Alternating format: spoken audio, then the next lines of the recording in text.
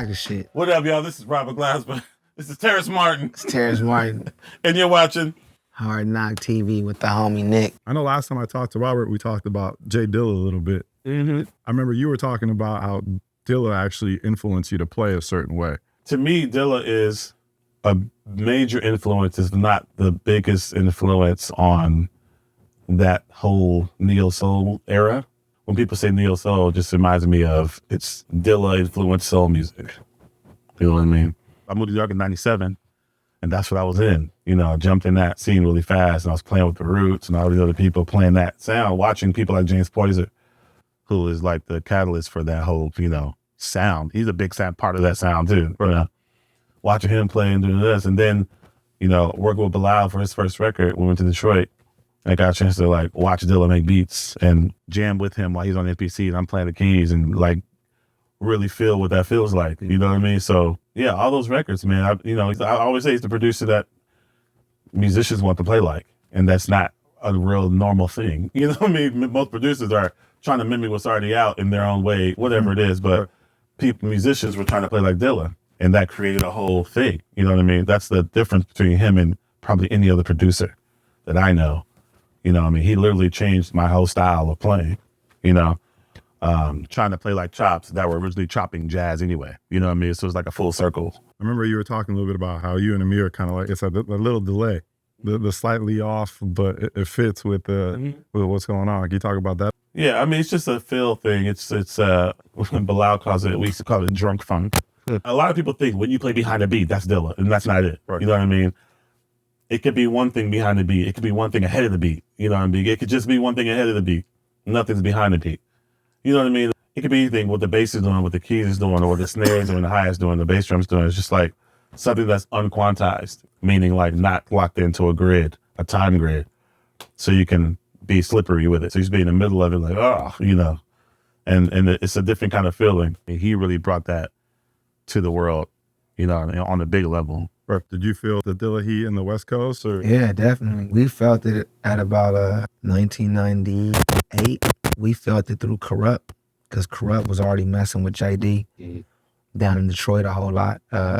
Corrupt had folks down in Detroit, so he would always go and mess with Slum and go mess with JD. So he would bring back like tapes, you know, when he would go out there, like their first record. Right. I was privileged to hear that first record like in '98, right after they did it, because of Corrupt was on it with Q-Tip and everybody else. To me, it's like three different Dillas. Like if you follow this thing. So this was the early Dilla. Sub bass on the MP. That one. Not really, not the push, not yet all the way, but you can hear it was developing. So for us, from the West Coast, it felt similar to our godfather of the West Coast, which is Battlecat. Because Battlecat was from this area, and he wasn't doing things in the same way Dilla did them, but he would do his own thing, playing key bass behind the beat and everything. And come to find out later on in 2001, I read an interview, and Jay Dilla said that he was heavily inspired by the Domino record in 1995. And who produced the Domino record? Battlecat. You know what I'm saying? That Slum Village album, Battlecat. I mean, we was playing Fantastic One, and Battlecat's he had a yellow El Camino with Dayton's on it. This is when We Could Freak and all that. This is like everything was Battlecat on the radio. Snoop and the East Side is Lucy Pearl. So to know Battlecat was dominating #1 hit records, but in his CD player was J Dilla every day, and he'd pick me up and be like, "Man, listen to this." And Cat liked to dance to the rhythm, so he'd be like, man, you hear Jay Dilla?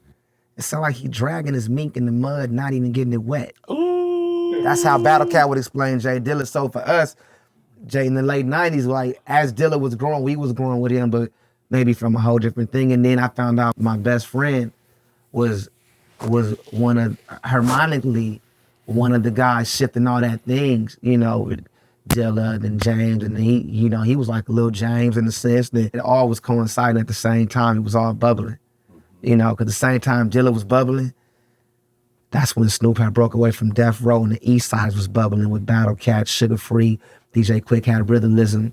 So like the West Coast was bubbling, and the only person that was penetrating through that whole thing was J Dilla. You know what I'm saying? I remember when you were telling some Dilla stories, you were talking about the process of him mixing and how he would go into his car. Can you share that story for us? Yeah, because he said, most people listen to music in their car, which is very true. Especially for the West Coast. We would drive with him, and he literally would just listen to his beats in the car. His beats, we drive around for hours. And in Detroit, they had some park you would go. Everybody would just cruise, the park, whatever. But that was the thing, listen to me. So where he mixed, the soundboard was here.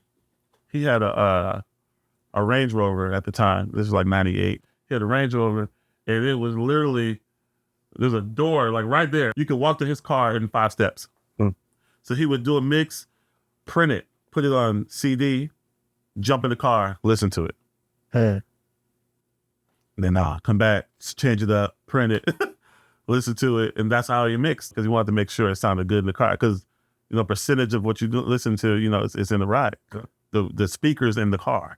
A lot of people mix to this shit. Everybody got this shit in their car. Nobody got this shit in their car. But, you know what I'm saying? But you don't mix for the studio. You mix for people with regular shit. Right. Because that's who's gonna be buying the stuff and listening to it. So that's what he was doing. There was a lot of improvisation to the way Dilla made beats. I heard stories like if the AC was going on, there was a sound that it made, he would incorporate that. He did on that tell me if you want something, come on, ooh, baby. Boom, boom, boom. You know what I'm talking about? The one with D'Angelo, Fantastic Volume 2. Right before that started, that was Frank. The air conditioning was on and it was open. Frank from Frank and Night? Frank and Night, yep. And Dilla was like, you feel that wind blowing your ass? He was like, yeah, like, close that. And he just kept it. What up, Frank Nitty? Frank Nick. Frank, that's what this. Yeah, so Frank Nick. He just kept it. But that is a vibe, though. He's very much a jazz musician in that respect. You both worked with Kendrick a lot. I feel like To Pimp A Butterfly, his voice was almost like an instrument. Do you see similarities in how the way Dilla treated hip hop and maybe the way Kendrick, especially for that period? Yeah, I see a lot of parallels. Well, you can't peg Dilla because there is a sound that some people know what that is, you know what I mean? But like you were saying, there's different Dillas, you know what I mean? And there are some Dillas stuff that people haven't even heard that probably come out 10 years or 5 years or next week. There's always Dilla batches, you know what I mean? But me and Bilal were hearing stuff in his car. We're like, what is that? And he was just like, oh man, I was practicing. What? Huh? Like crazy stuff, Kendrick, like, he reminds me of like a dope, he's like a person that plays a bunch of instruments. Because if you say he's like a saxophone player, it's like, if you have a favorite saxophone player, you know what he sounds like. You know what his cadence is. And when you hear it, you know what it is. With Kendrick on Pimp A Butterfly especially, every track he's changing his voice. And he's changing his flow. And he's changing his cadence. The way he's rhyming. Most rappers that are dope rappers or your favorite rapper, you know their cadence. They kind of have one cadence. And you know what that is. You know what I mean? Like, that's kind of, it's their cadence, But Kendrick, he has so many cadences that he can go so many places. You know what I mean? And that's what's so dope about it. When Terrace got me on To Pimp A Butterfly, what studio was that at? Tom, the Interscope. Dr. Dre? Yeah, it was Dre's studio, yeah. Dre's studio. So when I went, Terrace just called me to come play off for free. The one joint. Not for free. No, not for free. Song for the free. Song for free. Sorry. The song for free. He's expensive too. He's expensive. So he called me to do the song for free. So when I went in there to play it, Kendrick had never seen me play live, So when I went in there, he saw how dope I was. And he was like, oh, snap, and started pulling up all these songs they recorded already. It was like, pull up so-and-so, pull up, Complexions, pull up this, pull up that. To elaborate on how spontaneous he is, on Complexions, basically every song he'll pull it up and be like, listen to it. I would listen to it, I would learn it, and then I would do a pass. He'll be like, play whatever you want. So I would listen to it, learn it, play one pass of whatever I heard. When Complexions came on, I played to it, and then it stopped, but I kept going. It just kept going at the end. And I was kind of changing the voicings of the chords a little bit and, just kept going with the vibe. And I kept it going for another 4 minutes. Right? And then when I looked at the glass, I saw you and Kendrick going like, keep going, keep going. And when I came out, I remember you and Kendrick was like, oh man, we're going to put some other drums on there. Yeah. Kendrick's like, put an 808, I'm going to rap in a different voice. I remember him saying that. He's like, I'm going to rap in a different voice. But then when I was to the record, that's the part where he got Rhapsody on. on that joint. Yeah. You know what I mean? That was literally the part that she came on. So that was the spontaneity of him being like, oh, that's dope. Let's do that now. You know what I mean? Let's add that to it, you know? How much of those sessions were vibes? Like, it felt like listening to an album, like you guys just got in there and it was just like, there was a lot of freedom. There was a lot of freedom, but there was a lot of Structure. I mean, just grouping those kind of musicians together, you know, it's strings and writing for strings and charts and then drum and then making sure this is cool and then having all these language barriers and only a few people that only could talk both languages is a big thing when you're dealing with a team like that. You have me and you have Robert, but he has to go back to New York, so then it's just so those things are vibes, but they're definitely produced and constructed. You know, that's why they're free creatively, but they're thought out. That's why they last forever. How much of what happened there spilled over? That was nice. That's why they last forever. That was the bar. It was good. How much of those sessions spilled over, or those vibes spilled over into your solo project? Do you have a solo project? That's awesome, man. Can I be on it? Yeah, I'm playing trumpet on this one. Oh, thanks, man. I think more or less the vibe, just the vibe, and a lot of the similar musicians, because we're all one crew anyway, you know. So I think just the energy, you know, poured a little bit over, because it was still a different. When it's a new day, it's a new day. So, you know, we kind of don't want too much shit to spill over from another thing into one thing, right? Because then it wouldn't make it different, you know what I mean? But it, you know. Yeah.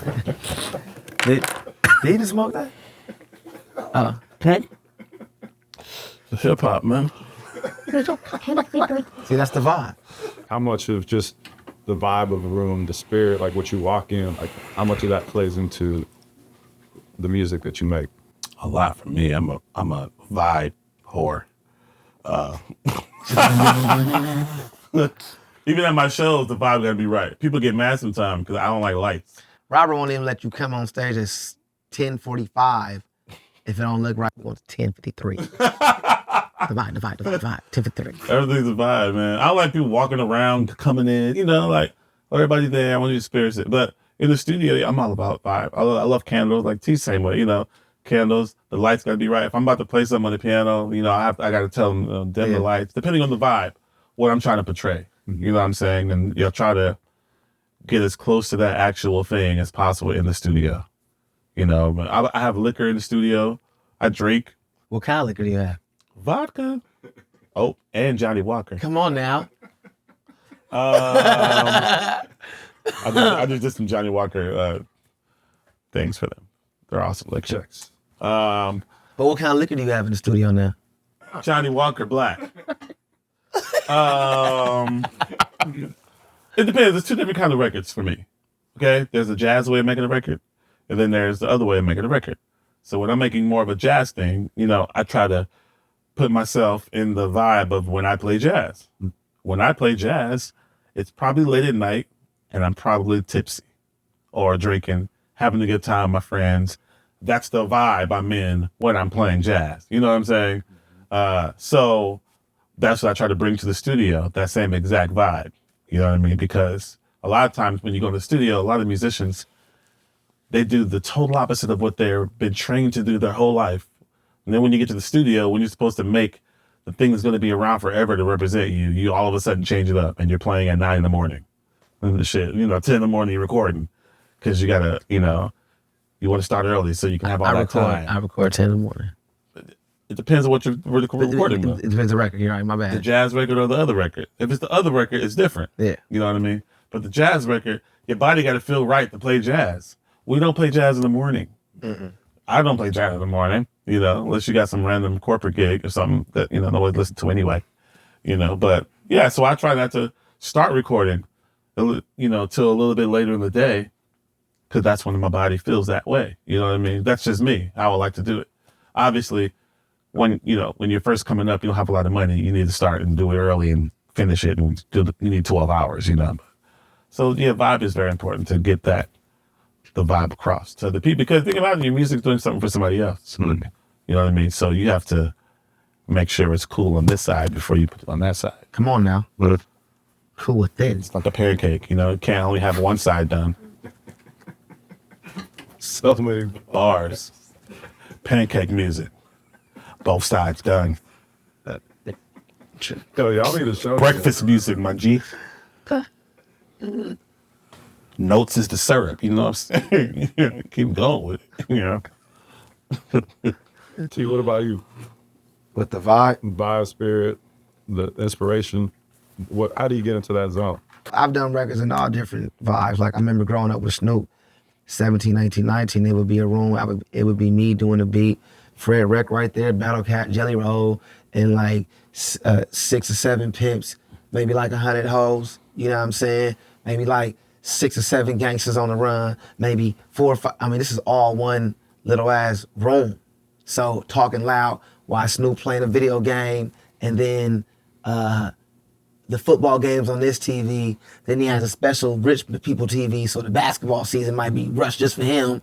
I mean, just all this going on while you have a beat and you gotta say, I gotta try to make this album, so I can't even worry about the vibe. Now I have the luxury where it's all about vibe. But I've been trained to where the vibe has to be whatever I just imagine in my head, because I've always had to do beats, rather than my little ass apartment, my dorm before then at my mama house. So it's like I've always had to imagine me at a young age in these rooms. Now, we may go lease an apartment for like 3 months and set up a little small setup, like the same setup everybody be on Instagram talking about, are you in your home studio? I made most of my big records out of those kind of setups. When people laugh at that, I'll be like, oh yeah, they ain't seen nothing. Didn't one of the records you did just win Hip Hop Song of the Year last year that I played keys on that this year? These ones could talk. Oh yeah. You did the Rose House, yeah. We did that in your garage. Yeah. But that was a high end Bar. house. But it was in Porter Ranch. It was a big ass house. A studio built out garage. Studio. SSL home channels and Need 1073s, and it was out the house though. PMTs, DX27, DI 55Is, ST20s. You know what I'm saying? Alkaline And 22s. Sunshine. Yeah, man. Y'all got a lot of editing, man. Y'all got a lot of editing, nigga. Look, nigga, like, man, these motherfuckers. No, that was great. They're gonna be looking up the things that we just said. Yeah. Some yours were right. I made my shit up. They're gonna be looking at my shit. The scenario you just pictured for us in Snoop's studio with all those people around, what did you tell yourself in that environment? I mean, it must be hard to focus with everything that's going on. Because I see so many people before me coming, like, I can't get into the vibe. That ain't my vibe, or I can't get in. And like, their whole life could have been amazing, but because they was caught in the box of what their vibe was, at that age though, we're talking about 18, 19, we're talking about fuck that until you get on. Until you can afford your own house and your own space, do your own music. So let's talk about that shit. Until that, sometimes you don't have the luxury to have your vibe. Sometimes you gotta suppress your shit, build your vibe in your head, knock out the job. And then the next go around, keep that conscious. And then when you could afford to have your vibe, then have your own vibe. At that time, for years, for most of my career, I could never have my vibe where I wanted to work. So I had to build it in my head. How do you build that vibe in your head? You read a lot of mixed magazines, and you try to see, you read the magazines and you look at where Dr. Dre, look at him, a little glimpse of him, he may be touching the board like that. You try to look, then you look at another magazine, the studios, and now it's YouTube. You can look at YouTube. Sometimes you can imagine yourself, close your eyes and just try to just like take your mental. Music is spiritual and mental. So take the flesh out and just go mentally somewhere else and create the record you want to create. Battlecat taught me that.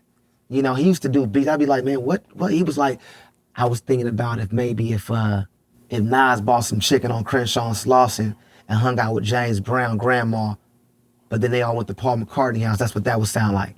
Battlecat would say these things and I'd be like, but he would build these things, and while he was doing it, he'd be like, see that low end? He'd be like, yeah, see that? That's like if James Jamerson walked in with no shoes. So I learned even from him to just build a thing, because I can't say, wait a minute, this ain't my vibe, I can't create my shit. And miss that bread at that time when I had no place to live. But I'm at Snoop's doing beats. I'm gonna say, where's the vibe? No, I'm just gonna clobber the situation the best way I can, you know? When I really got close to Snoop, right before I got close to him, I was spending months and months in Goldilocks' garage. on the east side of Long Beach, a very high gang area. People have gotten shot in his garage, and I knew all the stories. I knew all the stories, but I didn't care because I wanted the music. And I wanted to understand what was this east side Long Beach thing, how was it moving like?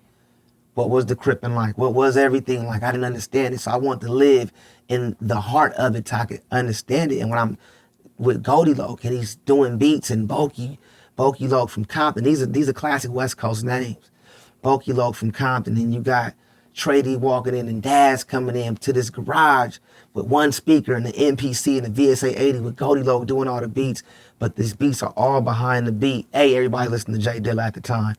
All these things going on, but think about the environment.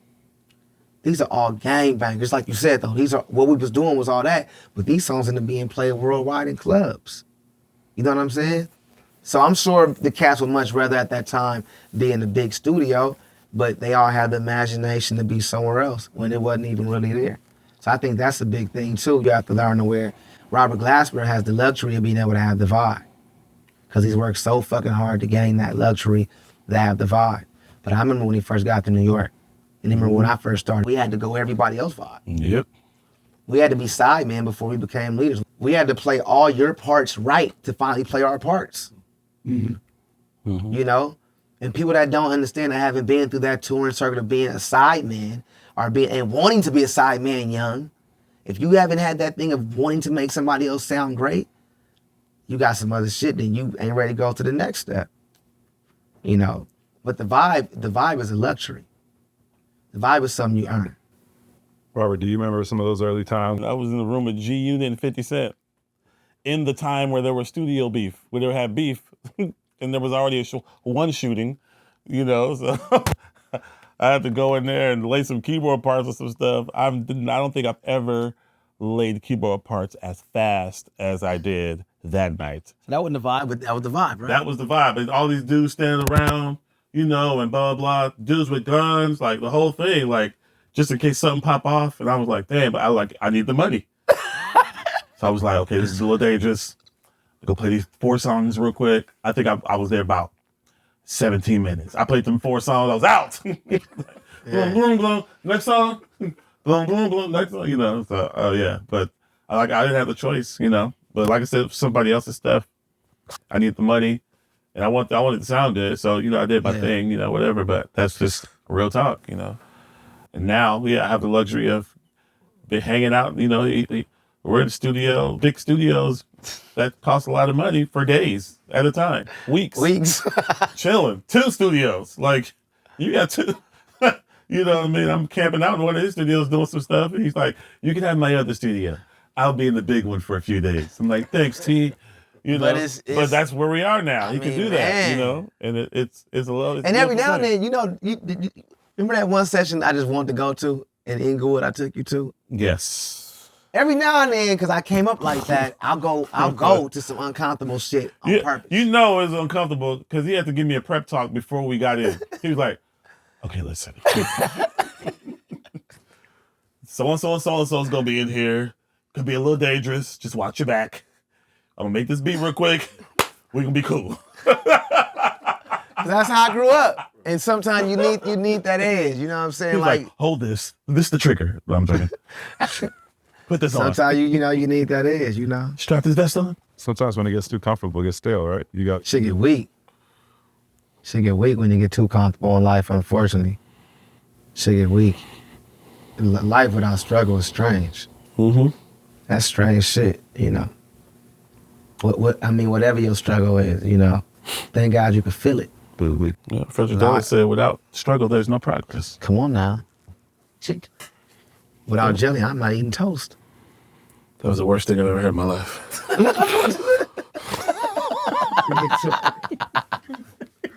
Without jelly, I'm not eating toast. What? With the most serious. Y'all can do the bloopers, man. Y'all can do the bloopers. Yeah, right. All interviews is gonna be all freestyle. Cause, oh man, no, you keep this shit like it is. That's how it goes viral. It's the uncut shit. I saw you guys were in the studio with Herbie. What can you guys tell us about that? What would like to talk about that? Good trail mix. Yeah. Snap peas. Snap peas, good trail mix. Pot of water. It's always a lot of good conversations about writing music and life and children and cooking and Robert and Herbie playing piano together. Yeah. Me fanning out. Freezing up and shit, playing all fast. Yeah, like a little bitch. Yeah, I'm a bitch for Herbie. Nah, but it's Herbie. Gotta be a bitch. Those are like interesting because those are like the most learning experiences. And then just, he's such a great guy. So right now it's just vibing, man. Not too long ago it was me, Robert and Pharrell and Herbie in the studio. And I just sat back and like just thought about like nothing are holding us apart from just working together. You know, I wish that was more of the world like that with different genres of music and everything. First of all, everybody was there saying, God damn, Herbie, you're amazing. Number one. But then number two was Herbie saying, yo, forget all that. The moment, you know, they've all been about the moment and being cool. We won't talk too much about the music. Now. When you have so many dynamic people in a room, how do you put something together? Well, if you have a bunch of selfless people in the room, that's where the magic happens. What's that word again? Selfless. I like that, but that's really where the magic happens. If you have a bunch of egos in the room, it's like having 5 point guards, right? You know what I mean? Or 5 shooting guards, you know? But when you have people like Terrace, myself, and Pharrell or Herbie or whoever's in the room,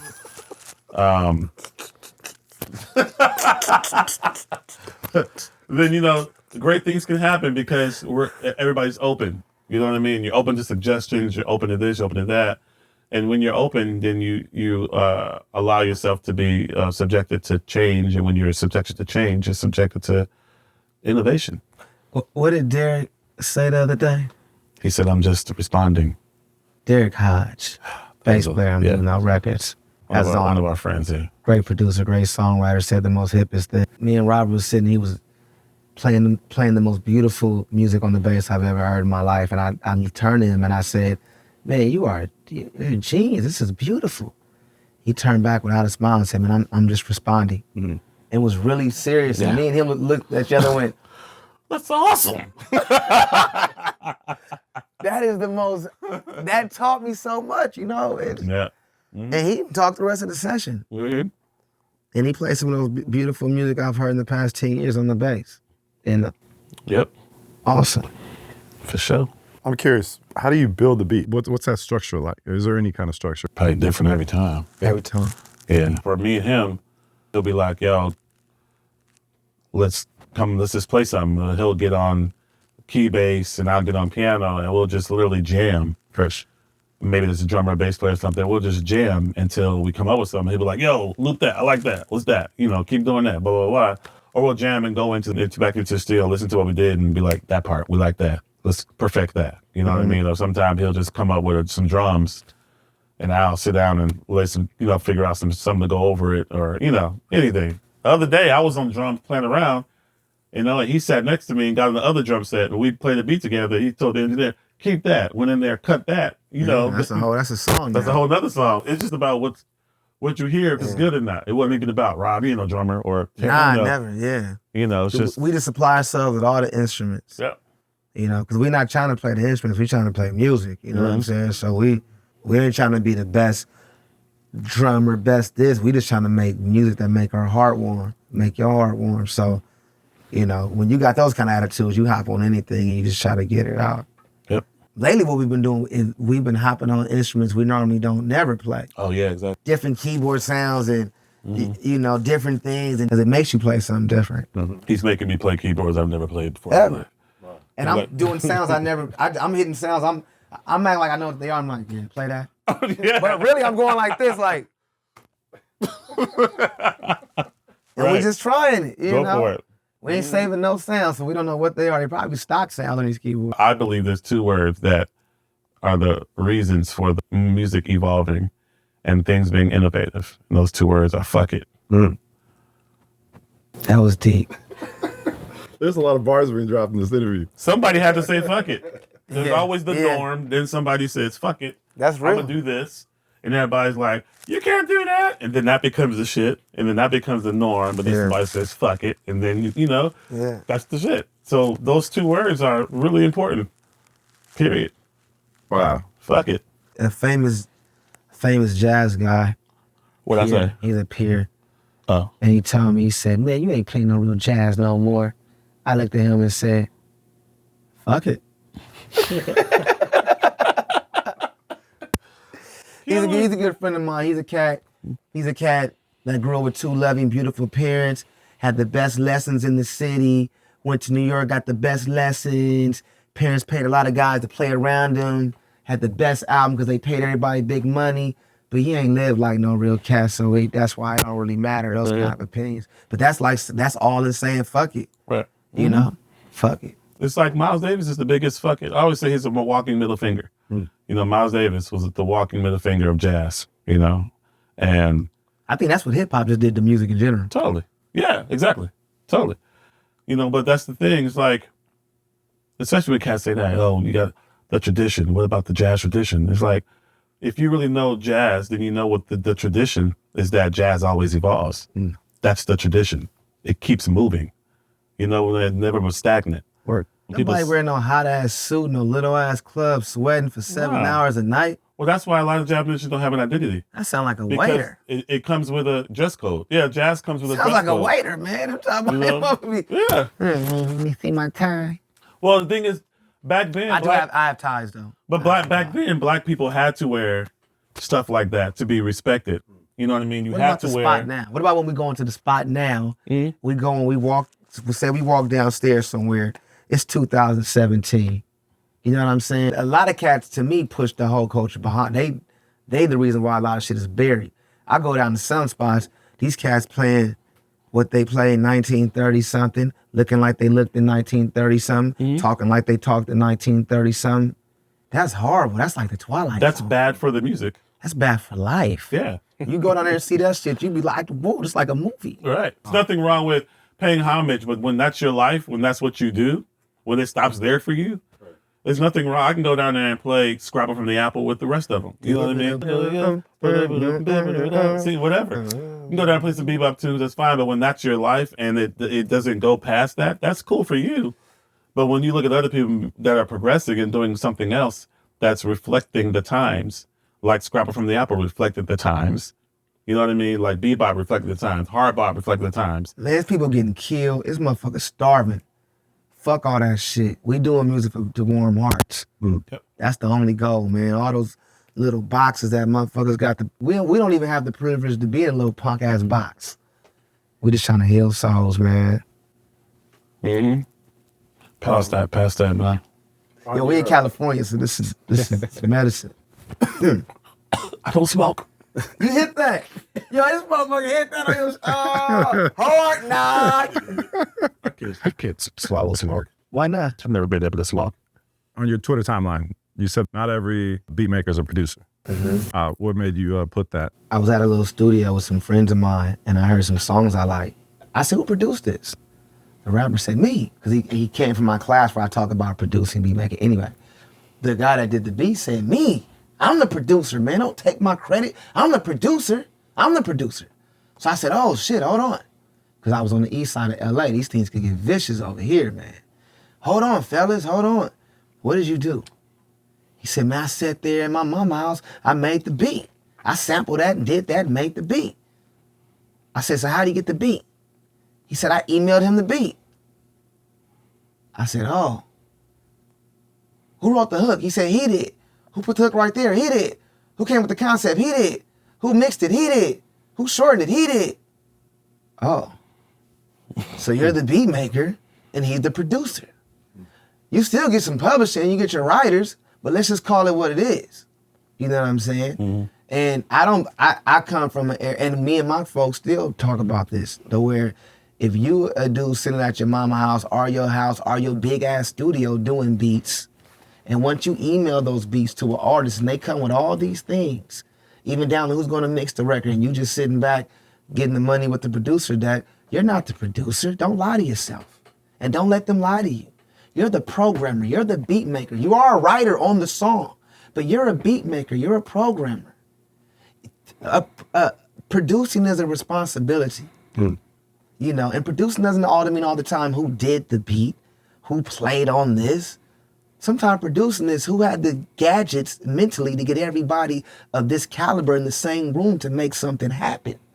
That's the producer who could keep everybody calm in the session to get the record done. When can't nobody else get the high E flat out of this singer, because they all say she can't do it because she uses auto-tune the fucking time, who could get the high E flat in tune and spend there 12 hours with her? I mean, these are production things, you know. So that's what I mean, where it is a difference. I'm not gonna let nobody tell me nothing. This is not opinion. This is just what it is. This is just law. A producer doesn't mean I'm the guy sitting at my mother's house doing the beat, emailing the beat. One time, if I do a beat right now and email it to Rob to submit to Black Radio, once I email that record, he's gonna say this, I like this. Let me put that right there, put that right there, take that right there, take that right there, take that right there. And he produced it. I'm a programmer. I'm a writer, but I'm a programmer. I'm a beat maker. I'm not a producer. You're not a producer if you're emailing beats and you ain't there for the whole body of situation. You sent the beat, you're an emailer. And that's cool. But you're an emailer. Let's just start getting things, or as Teddy Riley says, you're not a producer, you're a reducer. I mean, let's just start getting things back into perspective. And I'm all for higher learning, and I'm definitely all for Black higher learning. So I want all my people to understand, don't be lied to. Don't think you're a producer, but you can become one if that's what you want to be one. You know? But this shit comes with responsibility, a lot of it. I'm sure there's a lot of beat makers watching. How do you evolve from a beat maker to a producer? Is that just experience? You got to get your Rolodex up. You got to meet a lot of people, know a lot of people. Sometime as a producer, they're calling you for your relationships. If you get called to do a record, they're going to want his skill level. And if they want to give him that big check and say, we want to produce my whole album, they want Robert everything. It ain't just about, here's my songs. It's like, no, get that person, get that person, get that. That's a producer. Can you call so-and-so? That's the producer. Get it for the homie rate? That's the producer. That's the producer of the record. You know? He's one of the only ones I don't mind sharing production credit with other than Soundwave and my other colleagues, because we all come to the table with musical and other relationships for the better of the record. Anybody could do a fresh beat. Anybody. It's a program called Ableton now that's allowing people to do beats fast, and it's amazing. But the ones that play still rise above the rest. Because they got that musical life vest. And don't put them to the test, because you will come up less. Ooh, burn you down like David Koresh. But I manifest no less. I use Crest. White teeth, fool.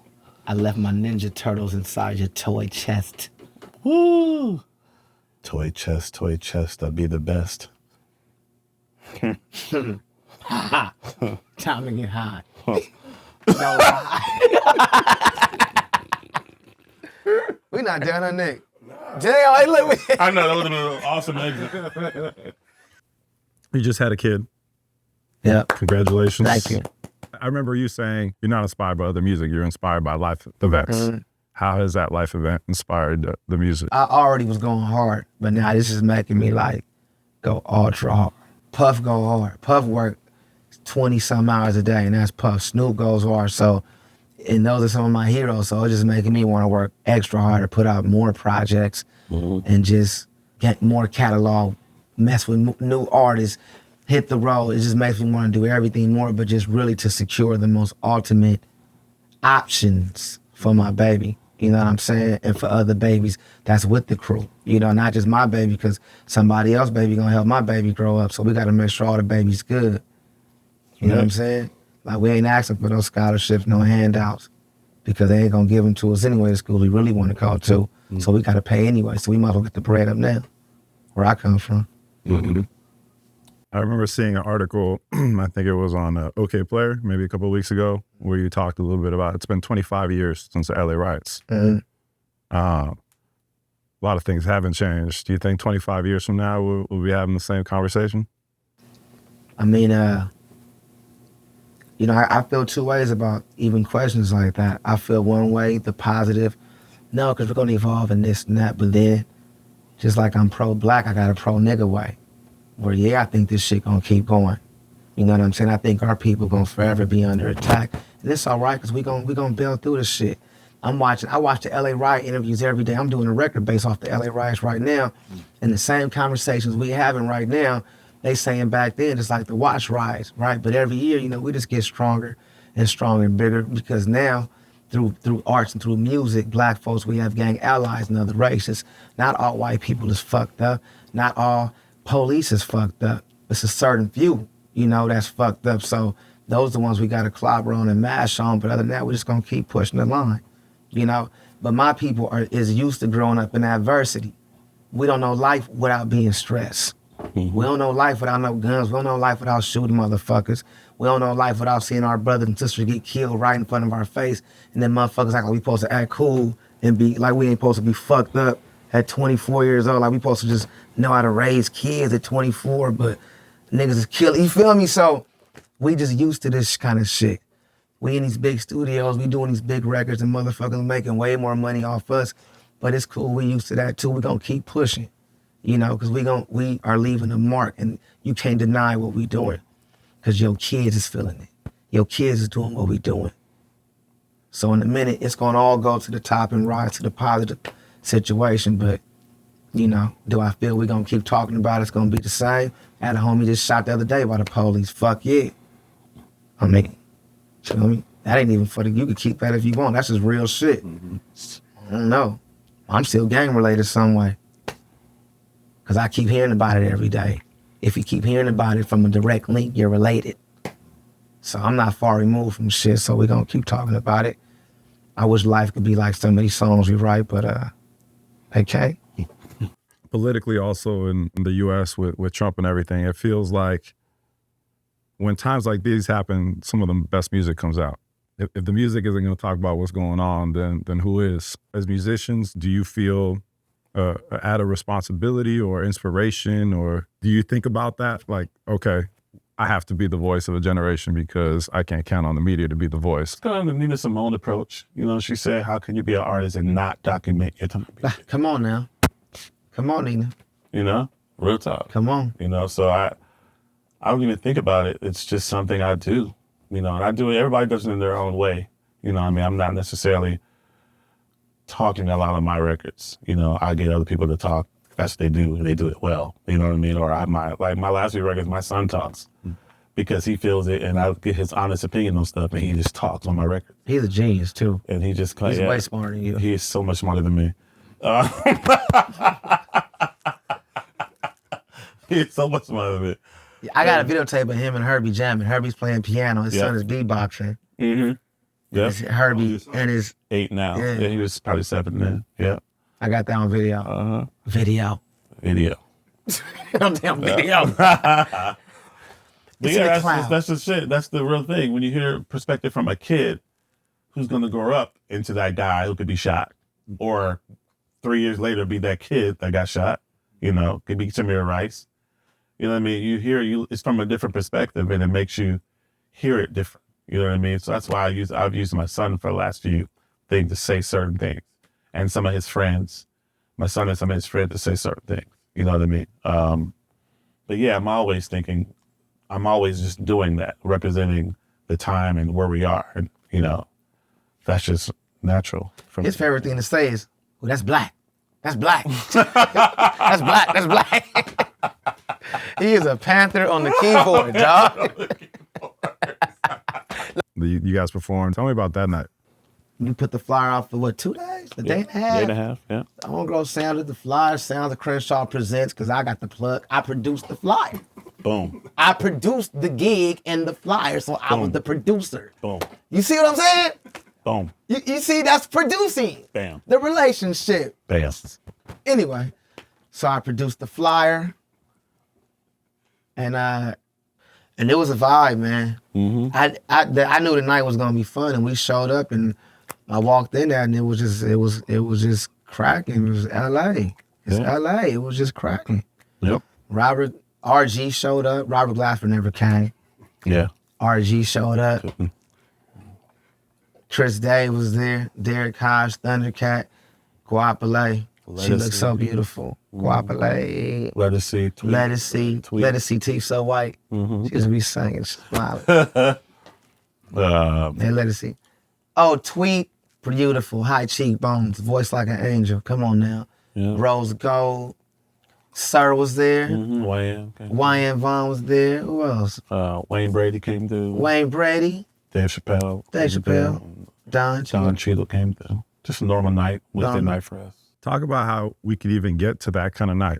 So you remember the first night we played at Virgil? It was half full years ago. Oh, that's right. Remember I was just starting my thing? Yeah. I was just, hey, this is why, he was with me through the when this LA thing started switching, that's why I tell everybody, like, when they ask the musicians, you know, he lives in New York, he's from Houston, but we consider him just a LA musician as well with us, with our LA crew, because he helped pave the way for what's going on now. You know, it was these shows when Kamasi was on one side of Hollywood and me and my thing was on the other side of Hollywood. So, you know, it just happened, man. You know, I mean, he's a producer and those big friends. I'm a producer. I got a couple of big friends. We tell them we're going to play some tunes. They come. No. Rolodex on fleek. You know what I mean? Rolodex lit. You know what I mean? I don't even remember niggas' number no more. I just call you for him. Yeah. Because he know everybody.